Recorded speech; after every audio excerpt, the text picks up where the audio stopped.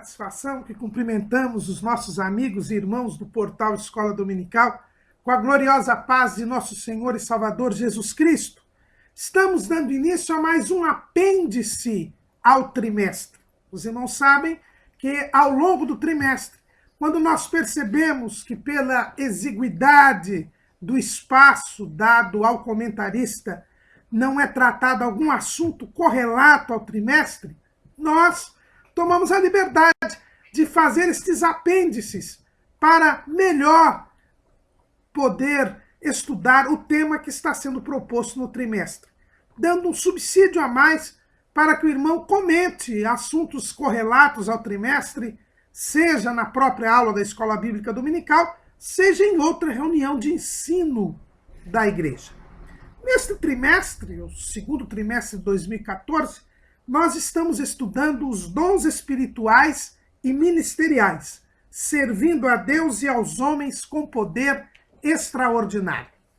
O tema envolve o estudo de dois tipos de dons que Deus entrega à igreja. Os dons espirituais, que nós estamos estudando nas lições 2 a 5, e a partir da lição 6 estaremos estudando os dons ministeriais, que são estes dons que são o tema do trimestre. Mas além dos dons espirituais e dos dons ministeriais, nós também temos os dons chamados dons assistenciais, também chamados de dons de serviço ou de dons espirituais de ministérios práticos, que é a expressão utilizada pelo pastor Antônio Gilberto.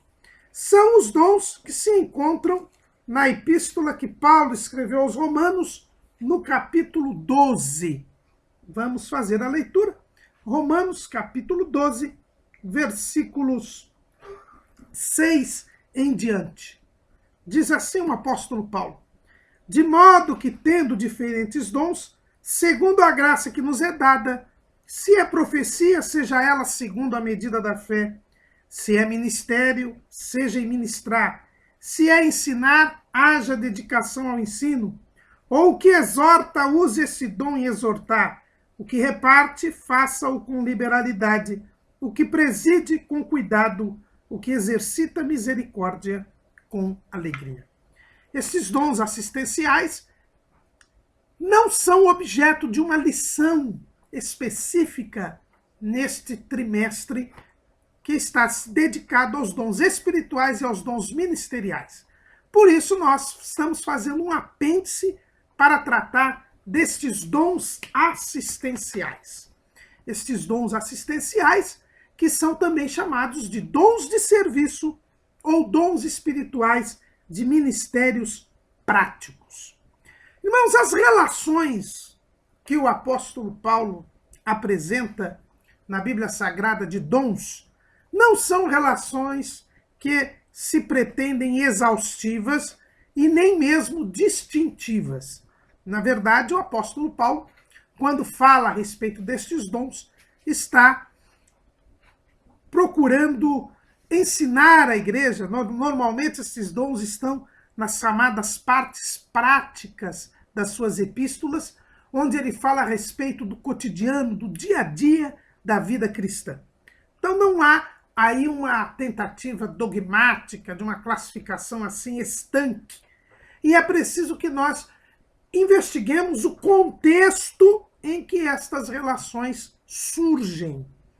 Por exemplo, quando nós falamos dos dons, chamados dons espirituais, propriamente dito, lá em 1 Coríntios, no capítulo 12, qual é o contexto em que essa relação dos 9 dons, que nós estudamos nas lições 3, 4 e 5 deste trimestre, qual é o contexto em que aparecem os 9 dons, os chamados dons espirituais propriamente ditos?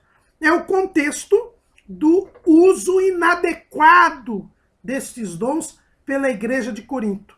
Então, Paulo elenca esses dons, mostrando que estes dons são importantes, são manifestações do Espírito Santo, que a igreja de Corinto fazia bem em os ter, e ele começa a sua carta aos Coríntios dizendo que não faltava nenhum dom na igreja de Corinto, mas no contexto do uso inadequado é que ele menciona aqueles dons.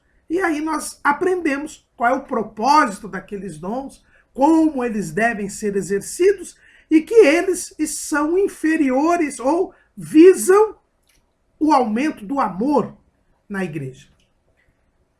Quando nós vemos a relação dos chamados dons ministeriais, que são aqueles dons constantes de Efésios, capítulo 4, versículo 11, e que são objeto das nossas lições a partir da lição de número 6 desse trimestre, o contexto em que Paulo os coloca é o contexto da unidade da igreja. Paulo está falando sobre a igreja, é o tema principal da Epístola aos Efésios, e Paulo começa a mostrar a unidade da igreja, que só existe um só Senhor, um só Deus e Pai de todos, um só Espírito, um só batismo, e ele então mostra que esta unidade depende de uma diversidade, de uma complementaridade de dons. E é aí, neste trabalho da edificação da igreja, bem ajustada, esta edificação, na diversidade, mas buscando a unidade, que ele menciona, então, os 5 dons, os dons ministeriais, lá em Efésios 4 e 11. Então, ele menciona os dons dentro do contexto da unidade da igreja. E aqui em Romanos não é diferente. Paulo, ele está iniciando a parte prática da sua epístola, depois de ter falado sobre a justificação pela fé, depois de ter falado a respeito da eleição da igreja de Israel, Paulo então começa a falar a respeito do culto racional e começa a falar sobre o serviço cristão. Justificados pela fé, com a presença do Espírito Santo, eleitos por Deus, Paulo então diz que o crente deve cultuar a Deus e um culto racional, não pode se conformar com o mundo e deve servir a Deus. É esse o contexto do começo do capítulo 12 de Romanos. Ele diz que o crente, ele deve cultuar a Deus, não pode se conformar com este mundo, deve ser humilde, não querendo saber mais do que o que convém saber, e diante de um corpo, que é a igreja, que tem muitos membros, Paulo diz que existem vários dons. Então, o contexto em que aparece esta lista dos dons assistenciais é o contexto do serviço cristão. O crente deve servir a Deus e servir aos irmãos. E para que este serviço seja eficaz, Deus então dá dons para que seja feito este serviço. Então, é neste contexto que surgem os chamados dons assistenciais. É por isso até que os teólogos os denominam dons assistenciais ou dons de serviço. Por quê? Porque são talentos dados por Deus aos crentes, a alguns crentes, para que uns ajudem os outros, uns sirvam aos outros e, portanto, nós marchemos em unidade para a Canaã celestial. É este o contexto dos dons assistenciais. Paulo está mostrando que nós somos unidos em um corpo e que cada um tem uma função, cada um tem uma atividade. Então, se os dons espirituais são manifestações do Espírito Santo para consolar, edificar e exortar a igreja, se os dons ministeriais são dons dados por Jesus Cristo para que a igreja seja edificada em amor, haja o aumento do corpo e todos cheguem à unidade da fé e ao conhecimento do Filho de Deus, os dons assistenciais são dados à igreja para que todos possam servir uns aos outros e para que as ações revelem a nossa justificação pela fé, revelem a graça de Deus que está entre nós. Esta relação de Romanos não é exaustiva, como nós dissemos, nós inclusive iremos verificar outros dons assistenciais que não se encontram aqui em Romanos capítulo 12, mas nós vamos começar por essa relação de 7 dons. Então, a relação de 1 Coríntios 12 são 9 dons. A relação de Efésios 4 são 5 dons. E agora aqui nós temos uma relação com 7 dons. O primeiro dom, que nós passaremos apenas rapidamente, porque ele já se encontra na relação tanto dos dons espirituais quanto dos dons ministeriais, é a profecia. O primeiro dom mencionado pelo apóstolo Paulo aqui é: de modo que, tendo diferentes dons, segundo a graça que nos é dada, se a profecia, seja ela segundo a medida da fé. A profecia aqui engloba tanto o dom ministerial quanto o dom espiritual. Nas aulas apropriadas, na lição de número 5, nós estudamos sobre o dom espiritual de profecia, e na lição de número 7, vamos estudar sobre o ministério de profeta. Então, nós não iremos aqui ver as distinções entre o dom espiritual da profecia e o dom ministerial da profecia. Na verdade, aqui, quando Paulo fala sobre a profecia, ele está falando sobre a profecia sob a perspectiva do serviço.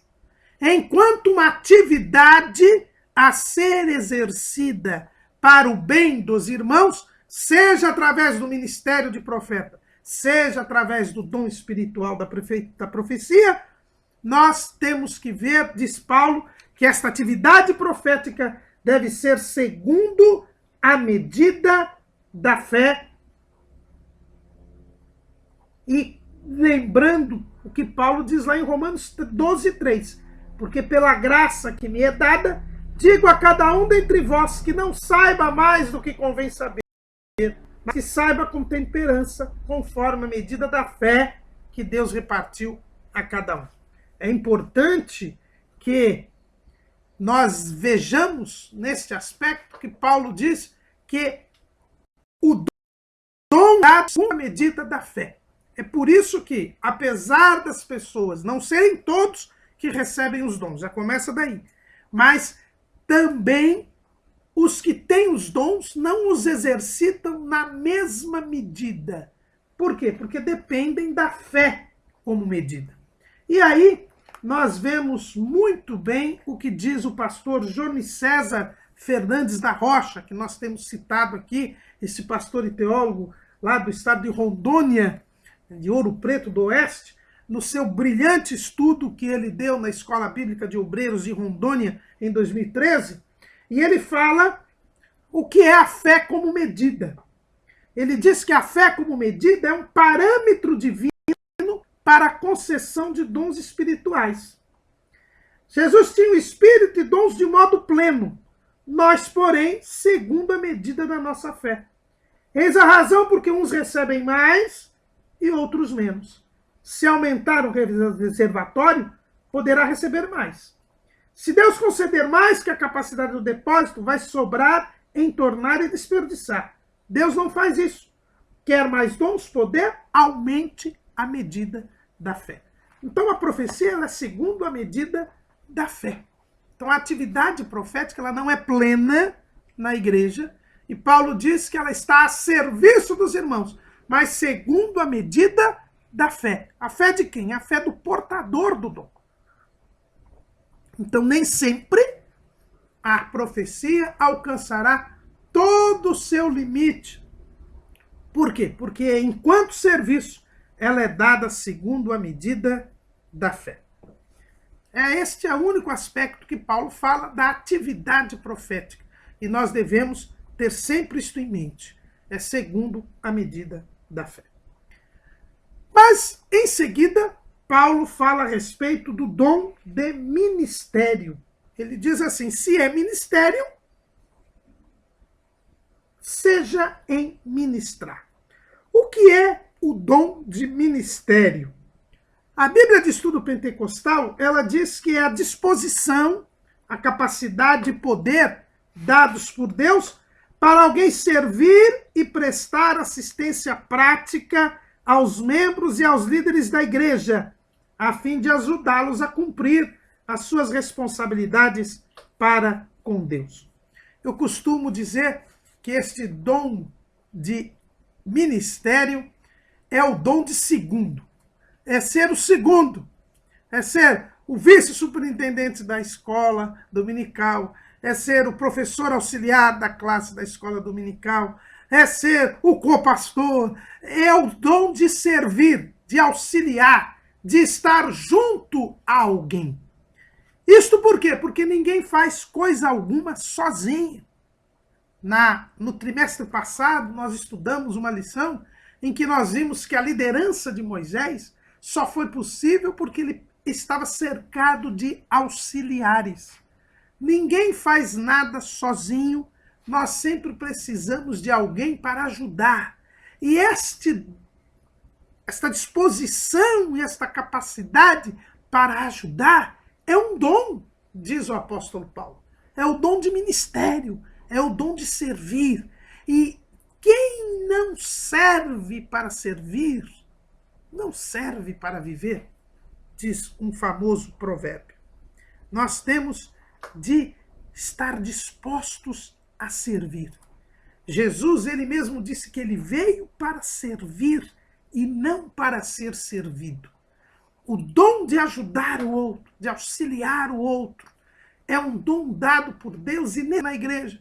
Porque senão não há como os membros do corpo de Cristo edificarem e aumentarem a igreja, tanto quantitativa quanto qualitativamente.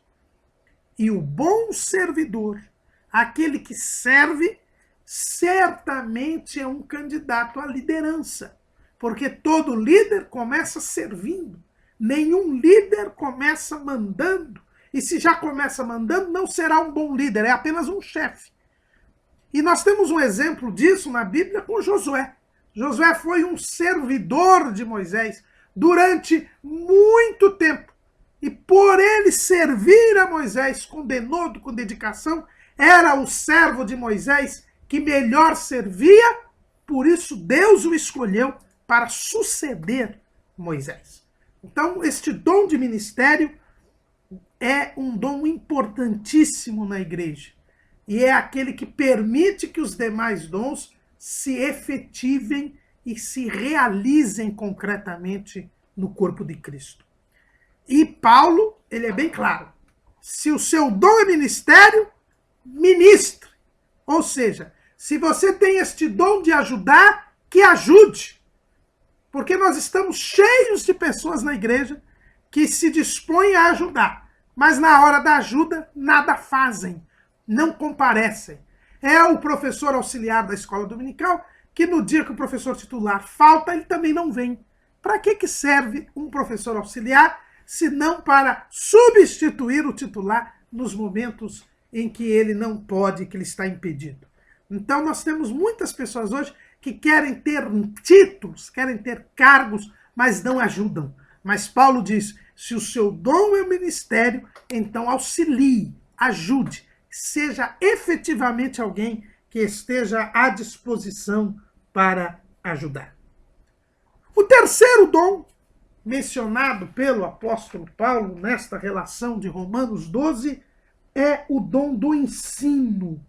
Se é ensinar, haja dedicação ao ensino. Alguém pode dizer, mas este dom de ensino não é o mesmo dom ministerial de mestre? Nem sempre. O dom do ensino aqui é uma atividade prática. É o dar aulas, é o dar lições, é o estar sentado junto a alguém ministrando a palavra.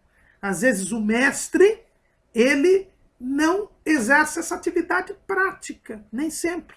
O mestre, ele é um exemplo. O mestre, ele escreve, ele dá ensinos, mas nem sempre ele está dando a aula. Por exemplo, Paulo é um grande mestre. nós temos os seus estudos nas suas epístolas, mas é o professor da escola dominical ou aquele ensinador que irá colocar em prática e ministrar os ensinos que estão aqui na Bíblia Sagrada. Então, o dom de ensino ele é um ministério prático. É por isso que o pastor Antônio Gilberto diz que esses dons assistenciais são dons espirituais e ministérios práticos, ou seja, são ações, são atividades. E isso os distingue tanto dos dons espirituais quanto dos dons ministeriais. Então, o dom do ensino é aquele que é didático, é aquele que ministra a aula, que dá a lição. E Paulo diz aqui que para o ensinador, o que se exige é dedicação. No original, a palavra dedicação não se encontra, tanto que os irmãos podem perceber que na Bíblia a palavra dedicação está em itálico, ou seja, ela não está presente. O verbo grego dá a ideia dessa dedicação. Então, o ensino, ele exige dedicação. Caro professor da Escola Bíblica Dominical, você só pode ser professor da Escola Bíblica Dominical se você tem esse dom assistencial, é o dom do ensino. E o ensino exige a dedicação. Hoje, infelizmente, no meio da igreja, nós temos ao mesmo desprezo e menosprezo que nós temos no mundo secular com a figura do professor. Um dos grandes problemas do nosso país é a falta de atenção, a falta de cuidado para com a educação, para com o ensino. O nosso país jamais será um país que se desenvolverá enquanto tiver esta mentalidade contrária ao ensino e que é muito própria aos governantes do nosso país, que não querem que o povo saiba as coisas para não perceber que são enganados, que estão sendo iludidos por este governo. Mas, da igreja, infelizmente, nós temos isso também. Lamentavelmente, muitas lideranças não querem que o povo aprenda a palavra de Deus para não perceberem as coisas erradas que estão acontecendo. Mas, por isso mesmo, nós temos os ensinadores abarrotados de funções, impedidos de poder se dedicar ao ensino. Mas o apóstolo Paulo diz que aquele que tem o dom do ensino deve se dedicar ao ensino.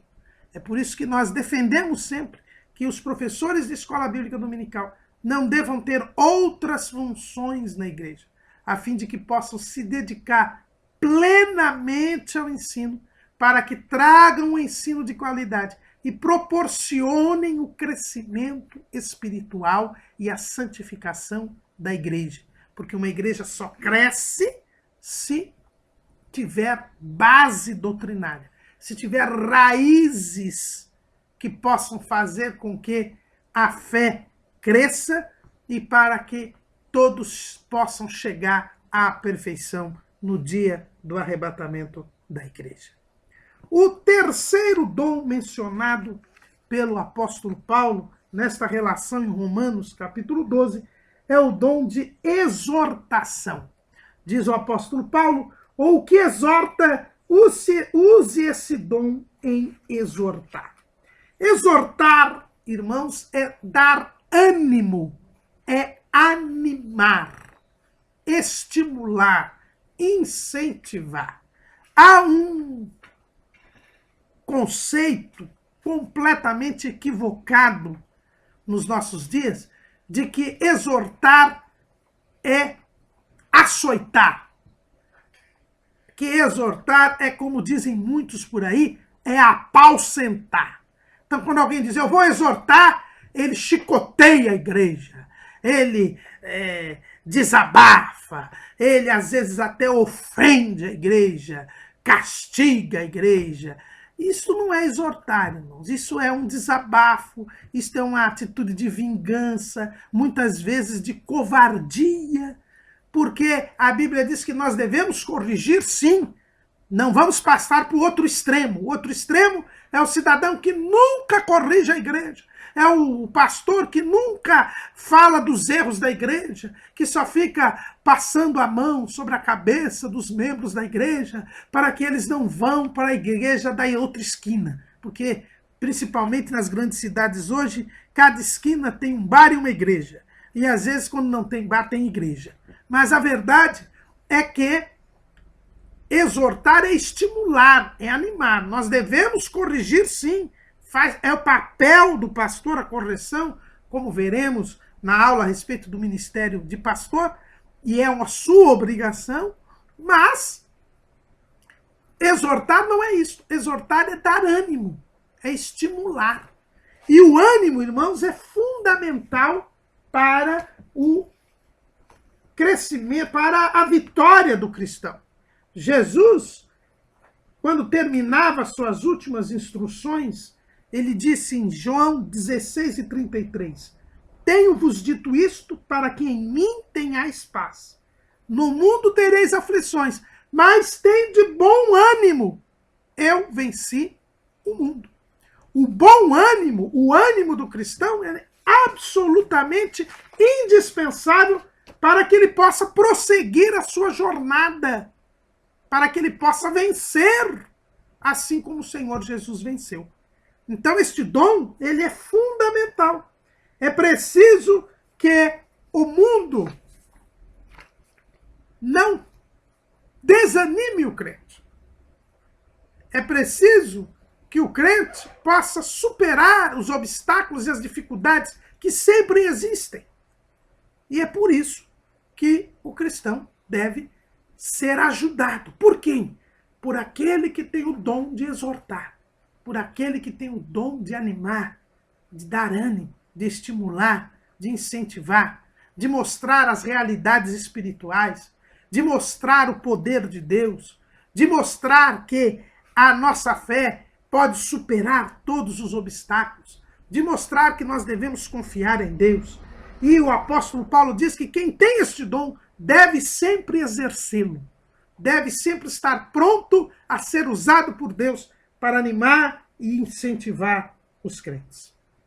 O quarto dom desta relação é o dom da repartição, ou na nova versão internacional, dado dom de contribuição. Diz assim em 12:8 de Romanos, o que reparte, faça-o com liberalidade. Todos nós, como cristãos, devemos, no nosso amor ao próximo, repartir, contribuir para o bem-estar material, e aqui este dom é usado no sentido bem material, para ajudar os outros. Nós temos que estar sempre à disposição. Mas há aqueles na igreja que o Senhor comissiona com este dom de repartição no sentido de poder sempre dividir. É aquele irmão que promove, estimula a ação social. É aquele que percebe as necessidades dos outros e que motiva os outros a ajudar. São esses irmãos que devem sempre estar liderando, que devem sempre estar comissionados na ação social da igreja. E Paulo diz que nestes dons de repartição, eles devem contribuir, eles devem fazê-lo com liberalidade. Ou seja, sem mesquinhez, sem avareza, sem apego às coisas materiais. O dom de repartição, o dom de contribuição, faz com que nós demos algo voluntariamente e para suprir a necessidade da pessoa. O liberal, ele não é nem avarento, nem pródigo. Também nós não podemos repartir ficando sem o necessário para a própria sobrevivência.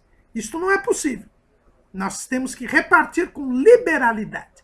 Aquele que é liberal, ele dá ao necessitado para suprir a necessidade, sem dor no coração, mas ele também não fica necessitado. Esta é a regra do dom da repartição. É um dom importantíssimo, porque por ele nós provamos ao mundo o nosso amor ao próximo.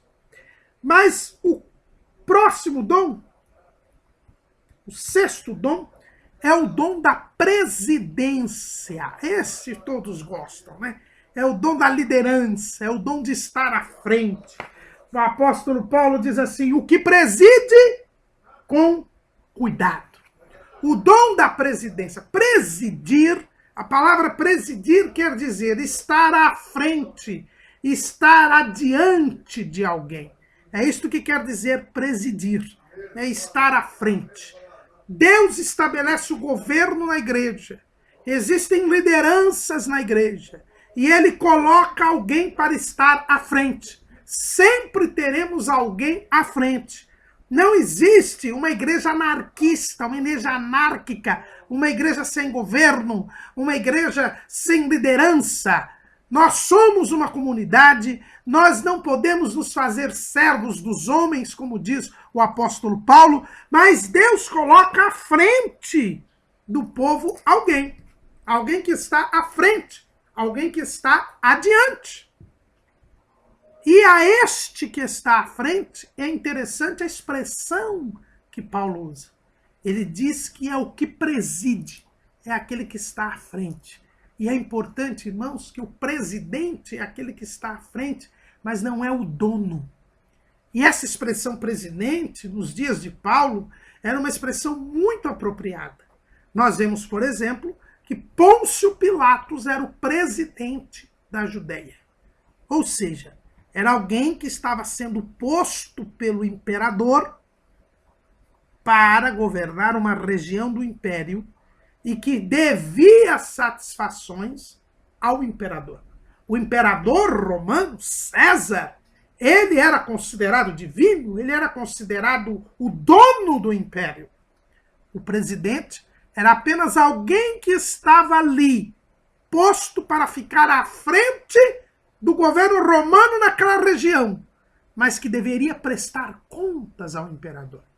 Da mesma maneira, aquele que é colocado à frente do povo de Deus, ele está ali à frente do povo, à frente daquela igreja local, mas com a função única e exclusiva de ficar à frente, de governar, mas devendo prestar contas ao rei, à cabeça da igreja, que é nosso Senhor e Salvador Jesus Cristo. É por isso que o presidente, ele não pode nunca se achar o dono do povo. Ele está cuidando do que não é dele. Ele está cuidando daquilo que é de Cristo. E deverá prestar contas ao Senhor por aquilo que está governando. É por isso que Paulo diz que aquele que preside, que o faça com cuidado. Que o faça com cuidado. Sabendo que ele está cuidando do que não é seu e que ele deverá prestar contas ao Senhor. O escritor aos Hebreus, ele renova esta ideia lá ao dizer a respeito dos pastores, dos guias, não é? No capítulo 13 de Hebreus, ele diz no versículo 17, obedecei a vossos pastores e sujeitai-vos a eles, porque velam por vossas almas, como aqueles que hão de dar conta delas, para que o façam com alegria e não gemendo, porque isso não vos seria útil. O escritor aos Hebreus aqui deixa bem claro que o dirigente, o presidente, o guia, porque aqui a expressão pastores em Hebreus quer dizer o guia, aquele que está à frente, ele primeiro precisa velar pelas almas que estão sob a sua liderança. Tem que cuidar delas, é o que Paulo diz, o que preside com cuidado. E mais, ele terá que prestar contas delas diante de Deus. E quando ele não presta contas e quando ele não cuida bem, ele passa por momentos difíceis. Está lá no livro de Ezequiel, no capítulo 34. Versículo 2. Filho do homem, profetiza contra os pastores de Israel. Profetiza e diz aos pastores, assim diz o Senhor Jeová, ai dos pastores de Israel, que se apacentam a si mesmos. Não apacentarão os pastores as ovelhas? Comeis a gordura e vos vestis da lã.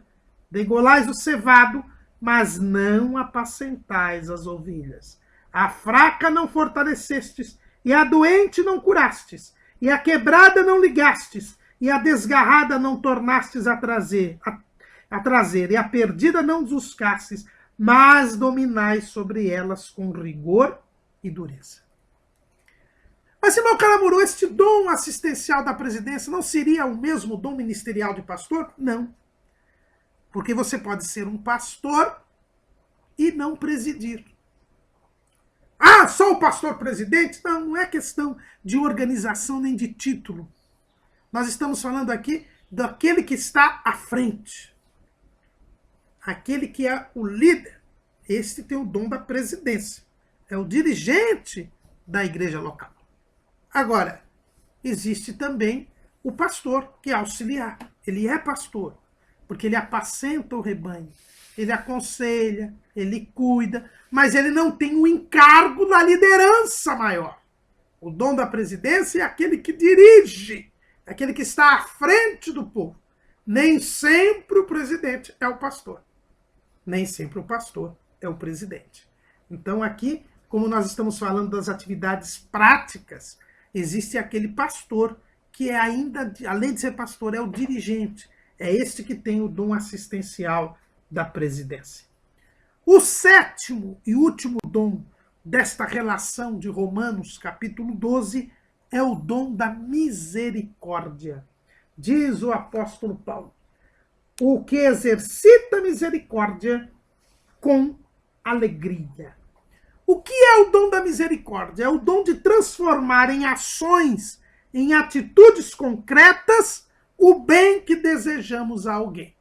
Então, o dom da misericórdia ele é mais amplo do que o dom da repartição, o dom da contribuição. O dom da repartição, o dom da contribuição, é aquele dom que eu ajudo um irmão materialmente na sua necessidade. Agora, o dom da misericórdia é transformar em ações concretas o bem que nós desejamos. E aí, quando nós falamos do dom das misericórdias, nós falamos da prática de boas obras. E estas boas obras são chamadas, tradicionalmente na teologia, de obras de misericórdia. E essa expressão tradicional, que foi desenvolvida na Idade Média, no final da Idade Antiga e na Idade Média, no começo da Igreja, essa expressão obras de misericórdia ficou tradicional no meio da cristandade e nós a encontramos muito bem definida no parágrafo 2447 do Catecismo da Igreja Romana. E nós vamos lê-lo aqui, para os irmãos verem quais são estas obras de misericórdia pelos quais se traduzem o dom da misericórdia. As obras de misericórdia são as ações caritativas pelas quais socorremos o próximo em suas necessidades corporais e espirituais. Instruir, aconselhar, consolar, confortar são obras de misericórdia espiritual, como também perdoar e suportar com paciência. As obras de misericórdia corporal consistem, sobretudo, em dar de comer a quem tem fome, dar de beber a quem tem sede, dar moradia aos desabrigados, vestir os maltrapilhos, visitar os doentes e prisioneiros, sepultar os mortos. Dentro destes gestos de misericórdia, a esmola dada aos pobres é um dos principais testemunhos da caridade fraterna e também uma prática de justiça que agrada a Deus. Então, as obras de misericórdia, que foram as obras que notabilizaram e notabilizam a igreja cristã até os dias de hoje, são as expressões deste dom assistencial da misericórdia. Dom da misericórdia, e a Bíblia diz que quem tem este dom deve fazê-lo com alegria, é fazer estas coisas. Instruir, aconselhar, consolar ou confortar. Porque quando a gente fala em obra de misericórdia, a gente só pensa em ajudar materialmente. Mas o dom da misericórdia tem tanto boas obras espirituais. E quais são essas obras espirituais? Instruir, aconselhar, consolar e confortar. Como também nós temos as obras corporais, que aí sim é dar de comer ao faminto, dar abrigo a quem não tem, vestir o desnudo, visitar os enfermos e os presos, enterrar os mortos e dar esmolas. São estas obras de misericórdia. Todo crente deve fazer isso, porque isso é demonstração do amor ao próximo. Jesus mesmo determinou que quem tiver 2 túnicas, reparte com aquele que não tem. Quem não tiver o que comer, faça o mesmo. Está lá em Lucas 3:11. Não é? Dai o que tendes em esmola e tudo ficará puro para vós, lá em Lucas 11:41. Não é? Então, Tiago também fala a respeito disso. Mas existem na igreja aqueles que têm o dom assistencial da misericórdia, que inclusive estimulam e promovem o bem-estar daqueles que precisam, sejam da igreja, sejam daqueles que estão na sociedade em volta da igreja. Então estas obras de misericórdia, elas são atiçadas, estimuladas por aqueles que têm o dom assistencial da misericórdia. Estes são os 7 dons da relação de Romanos, capítulo 12. Mas existem outros dons, existem outras relações na Bíblia e existem outros dons. Pastor Ron Phillips, e nós postamos aí o seu pequeno estudo no portal Escola Dominical, elenca 25 dons do Espírito Santo, incluindo aí tanto os dons espirituais quanto os dons ministeriais. Mas vejam bem, se são 9 espirituais, 5 ministeriais, nós temos aí 14. Ele ainda elenca mais 9 dons, além daqueles que nós aqui estamos a dizer. O pastor Jones César Fernandes da Rocha coloca nesse seu estudo na Escola Bíblica de Obreiros, lá de Rondônia, de 2013, uma relação com os dons. E ele traz várias relações, inclusive uma relação lá de 1 de Pedro, capítulo 4, versículos 10 e 11. Vamos ver então lá em 1 de Pedro, capítulo 4, versículos 10 e 11. Pedro, falando a respeito de dons, ele diz assim: cada um administre aos outros o dom como o recebeu, como bons dispenseiros da multiforme graça de Deus. Se alguém falar, fale segundo as palavras de Deus. Se alguém administrar, administre segundo o poder que Deus dá, para que em tudo seja glorificado por Jesus Cristo, a quem pertence a glória e poder para todos sempre. Amém. E aí o pastor Jones César, como alguns outros teólogos, entendem que nós temos aí 2 dons. O dom de falar e o dom de administrar. Se é falar, se alguém falar, fale segundo as palavras de Deus. Se alguém administrar, administre segundo o poder que Deus dá. Nós entendemos que, na verdade, nós teríamos aí 2 dons, o dom de falar e o dom de administrar. Mas, na verdade, o apóstolo Pedro aqui está dizendo que quem tem dons quais as formas com que estes dons devem ser exercidos.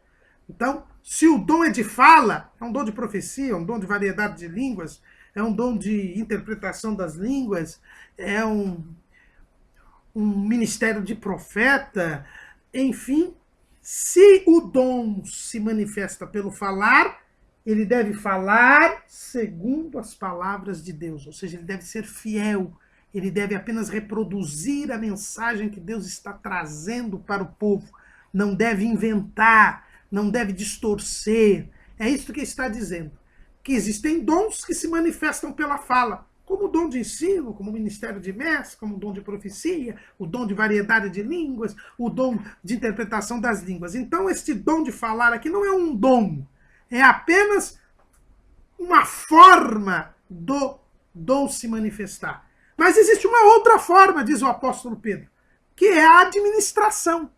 Né? O ministério de pastor, o dom da presidência, que nós falamos aqui, o dom de evangelista, enfim, estes dons, eles se manifestam pelo administrar, pela administração. O próprio dom da repartição. Então, não são dons que se manifestam pela fala, mas que se manifestam por uma administração, por um manuseio, por uma atividade de gestão. E aí, o apóstolo Pedro diz, cada um administra os outros o dom como recebeu. Se alguém administrar, administra segundo o poder que Deus dá. Então, na verdade, nessa relação de Pedro, nós temos aqui formas como os dons se manifestam, pela fala ou pela administração.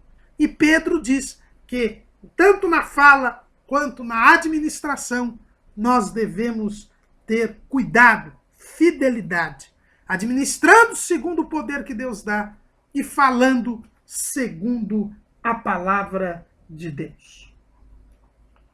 Mas existe um outro dom, e este dom seria o dom da habilidade. Pastor Jorme César Fernandes de Souza, da Rocha, ele nos fala a respeito deste dom da habilidade, ou dom da criatividade. Ele diz assim, o dom da habilidade manual e criatividade artística é um carisma concedido a determinados discípulos para que empreguem suas mãos em trabalhos práticos a serviço do reino. Não existe uma relação deste dom, mas existem passagens bíblicas que falam a respeito deste dom. No Antigo Testamento, lá em Êxodo, no capítulo 31, a Bíblia diz assim, depois falou o Senhor a Moisés, dizendo, eis que eu tenho chamado por nome a Bezaleel, filho de Uri, filho de Ur, da tribo de Judá, e o enchi do Espírito de Deus de sabedoria e de entendimento e de ciência em todo o artifício, para inventar invenções e trabalhar em ouro e em prata, e em cobre, e em lavramento de pedras para engastar, e em artifício de madeira para obrar em todo lavor. E eis que eu tenho posto com ele a Eliabe, o filho de Azamaque, da tribo de Dan, e tenho dado sabedoria ao coração de todo aquele que é sábio de coração, para que façam tudo o que te tenho ordenado. Então nós temos este dom da habilidade, deste dom da criatividade artística, que é algo que é mais do que o dom natural. Deus dá a muitos homens o talento natural da arte. Pessoas que são exímios desenhistas, exímios escultores, exímios músicos, mas são talentos naturais. Mas além desse talento natural, Deus também dá ao seu povo algo sobrenatural. Foi o que ele fez com Bezaleel e a Eliabe, dando-lhes condição para poder fazer as peças do tabernáculo. Algo que vinha de Deus. O próprio Deus diz, eu o enchi do Espírito de Deus. Então, existe este dom de habilidade, este dom de criatividade artística que é dada por Deus. Foi o que aconteceu também lá na construção do templo. Deus também, lá em 1 Reis, capítulo 7, versículo 14, ele também fala sobre isto. Né? O Senhor diz assim, e enviou o rei Salomão e mandou trazer a Irão de Tiro. Era este filho de uma mulher viúva da tribo de Naftali, e fora seu pai um homem de Tiro que trabalhava em cobre. E era cheio de sabedoria, de entendimento e de ciência para fazer toda a obra de cobre. Este veio ao rei Salomão e fez toda a sua obra. Então nós temos aqui também, quando do templo, o Senhor também encheu a Irão para que ele fizesse as obras do templo de Salomão. é o dom da habilidade, da criatividade artística, um dom assistencial, porque é uma atividade que é dada. Irmãos, a arte nunca é inimiga da igreja, nunca é inimiga da fé. Pelo contrário, a arte é uma dimensão que está além da razão, e por isso ela se aproxima e muito das coisas espirituais. Também, os estudiosos costumam colocar como um dom os hinos, salmos e cânticos espirituais. Paulo fala deles em duas passagens, em Efésios, no capítulo 5 e no versículo 18, nós temos: e não vos embriagueis com vinho em que há contenda, mas enchei-vos do Espírito, falando entre vós em salmos e hinos e cânticos espirituais, cantando e salmodiando ao Senhor no vosso coração. E em Colossenses também nós temos Paulo falando sobre isso, no capítulo 3, versículos 15 a 17. E a paz de Deus, para a qual também fostes chamados em um corpo, domine em vossos corações e sede agradecidos. A palavra de Cristo habite em vós abundantemente, em toda sabedoria, ensinando-vos e admoestando-vos uns aos outros, com salmos, hinos e cânticos espirituais, cantando ao Senhor com graça em vosso coração.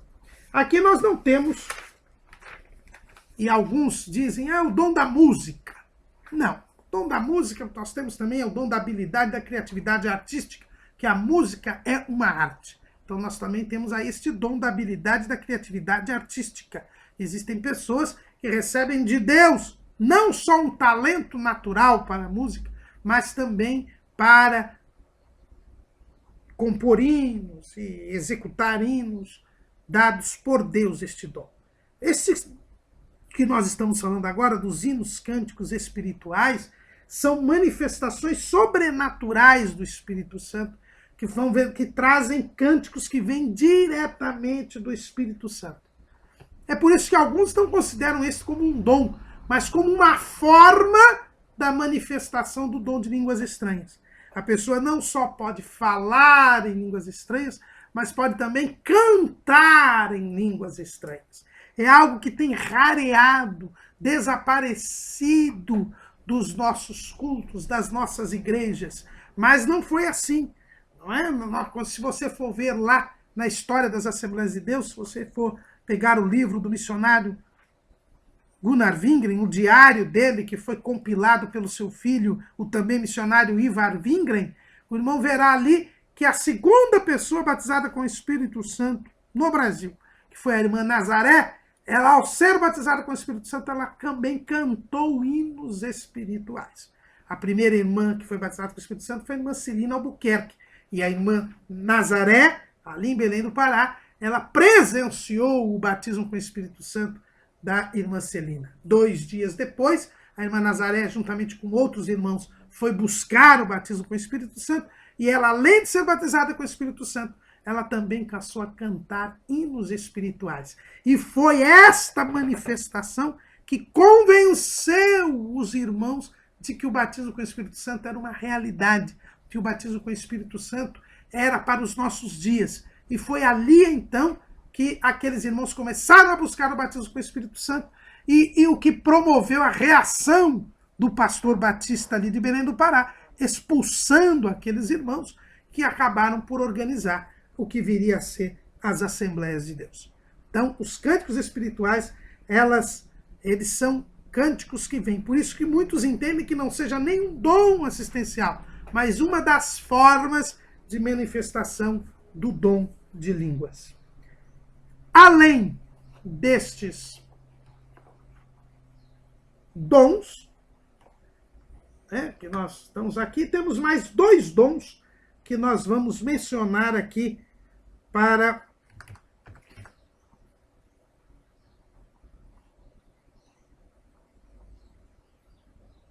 os irmãos. Dons mencionados pelo pastor Ron Phillips.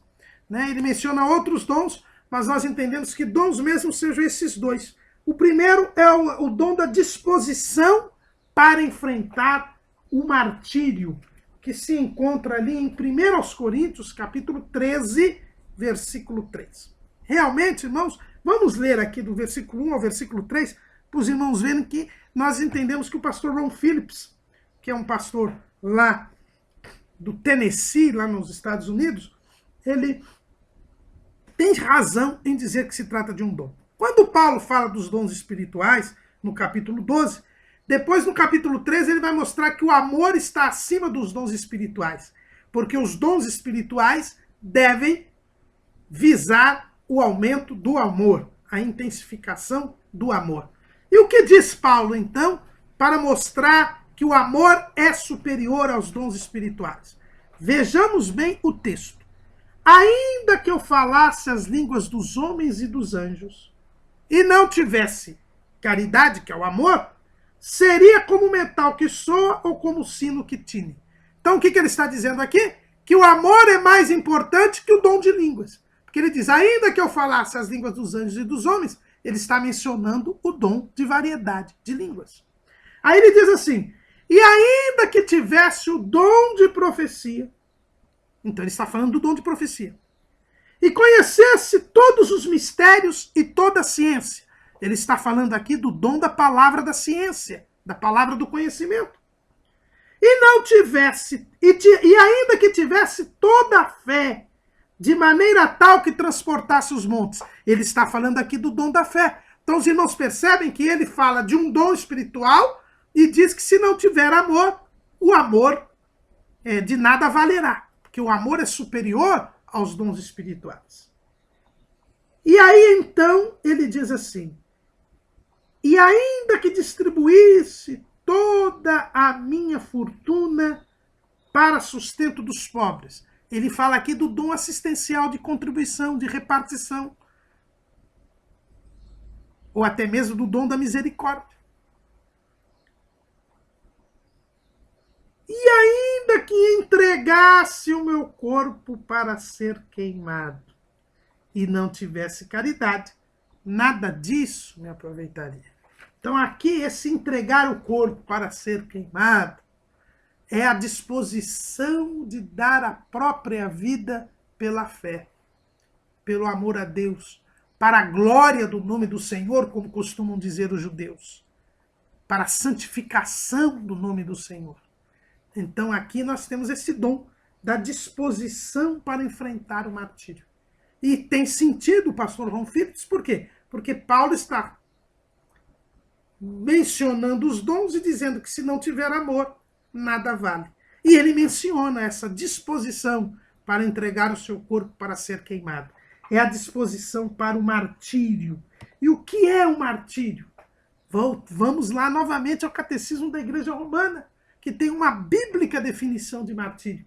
Lá no parágrafo 2473, é dito assim, o martírio é o supremo testemunho prestado à verdade da fé. Designa um testemunho que vai até a morte. O mártir dá testemunho de Cristo, morto e ressuscitado, ao qual está unido pela caridade. Dá testemunho da verdade da fé e da doutrina cristã. Enfrenta a morte num ato de fortaleza. E aí há uma frase de Inácio de Antioquia, um dos pais da igreja. Ele dizia, deixai-me ser comida das feras, e por elas que me será concedido chegar até Deus. Então, o martírio é um dom que Deus dá a muitos crentes, para que eles testemunhem a sua fé através da morte. Morrem por causa da fé. E aí, nesse ponto, eles se assemelham e muito a Jesus Cristo, que deu a sua vida para o nosso resgate. Eles não dão a sua vida para o resgate, porque quem salva é Jesus. Mas eles dão a sua vida para o testemunho da fé. O apóstolo Paulo sentia que tinha este dom e estava pronto a morrer por Cristo. É o que ele diz lá na carta que ele escreveu aos Filipenses, no capítulo 2, versículo 17. E ainda que seja oferecido por libação sobre o sacrifício e serviço da vossa fé, folgo e me regozijo com todos vós. É um dom que Deus dá a algumas pessoas para glorificar o Senhor com a própria vida, tornando-as muito próximas e semelhantes ao Senhor Jesus. O último dom assistencial que iremos falar aqui é o também mencionado pelo pastor Ron Phillips, que é o dom do celibato. Lá em 1 Coríntios, capítulo 7, versículos 7 e 8, Paulo diz assim: porque quereria que todos os homens fossem como eu mesmo, mas cada um tem de Deus o seu próprio dom, um de uma maneira e outro de outra. Digo, porém, aos solteiros e às viúvas que lhes é bom se ficarem como eu. Então, Paulo está dizendo aqui que ele era solteiro e que Deus lhe tinha dado isso como um dom, para que ele pudesse se dedicar exclusivamente à obra de Deus. Na verdade, aqui, nós poderíamos até dizer que este dom poderia até ser chamado, em vez de dom de celibato, como diz o pastor Ron Phillips, de dom do estado civil. Porque Deus chama uns para o casamento e outros para o celibato. Agora, como a ordem natural das coisas é o casamento, a ordem natural do homem é que ele se case para procriar e cumprir assim o propósito de Deus para a humanidade, que é crescer e multiplicar. Então, o dom é justamente o celibato. Quer dizer, é algo excepcional que Deus dá a alguns para que não se casem. E para quê? Para que se dediquem inteiramente ao Senhor. Paulo diz exatamente qual é o propósito deste dom. Lá em 1 Coríntios, capítulo 7, versículo 32. E bem quisera eu que estivesseis sem cuidado. O solteiro cuida das coisas do Senhor, em como há de agradar ao Senhor. Mas o que é casado, cuida das coisas do mundo, em como há de agradar à mulher. Então, o dom do celibato é o dom de abstinência da prática sexual, de não formar família, para se dedicar exclusivamente às coisas do Senhor, para agradar exclusivamente ao Senhor. Deus escolhe algumas pessoas na igreja com este dom para isto, para que se dediquem exclusivamente à obra de Deus, a agradar a Deus, não tendo assuntos familiares a tratar, não tendo um cônjuge. Vejam bem, irmãos, que é um dom que Deus dá para alguns. O próprio Jesus falou a respeito disso quando tratou do assunto da família e do divórcio. Lá em Mateus, no capítulo 19, o Senhor Jesus disse que existem eunucos. 19 e 12 de Mateus.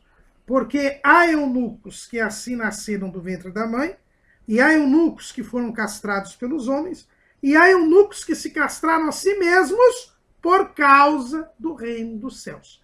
Quem pode receber isso, recebam. Então existem aqueles que Deus chama para que não formem família, para se dedicarem única e exclusivamente às coisas do Senhor. Não há nenhuma disposição na Bíblia que diga que aquele que deva ser pastor, aquele que deva ser líder, não seja um celibatário. Aquilo que a Igreja Romana exige dos seus padres é apenas, a própria Igreja Romana admite que é apenas um costume que nem é dogma de fé, porque nada há nas Escrituras que obrigue o padre a não se casar para que ele possa se dedicar única e exclusivamente a Deus. Pelo contrário, os presbíteros devem ser casados, diz o apóstolo Paulo, lá em 1 Timóteo, capítulo 3. Convém, pois, que o bispo seja irrepreensível, marido de uma mulher. E o versículo 5 complementa. Porque se alguém não sabe governar a sua própria casa, terá cuidado da igreja de Deus?